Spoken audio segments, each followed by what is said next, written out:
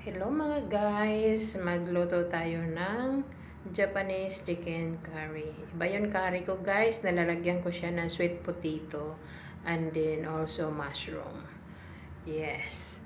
And gigisahin natin muna yung chicken. Ayan po, gisahin muna. And then saka ka mag-add ng mga gulay, carrots, potato, sweet potato, and mushroom. Takpan, lutuin muna natin yan ng mga 20 minutes until maging malambot ang ating mga gulay. At dito naman tayo sa ating curry paste. Kailangan natin isok muna siya ng hot water para mag-melt as madali pag-mix doon sa hiniluluto nating chicken. Ayan po, medyo ready na sila. At kailangan na natin ilagay yung curry paste at lulutuin ulit natin yan na mga 15 minutes.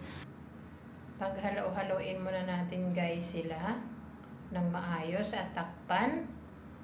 Ayan na po guys, ready na. Naging sticky na ang sauce at saka yung kamuti nangingibabaw talaga dyan. Manamis-tamis. At gumawa pa ako ng presentation guys. Ayan po, rice. Tapos ginawa ko na lang siyang toppings. And that's all guys. Thank you for watching. See you on my next vlog. See ya!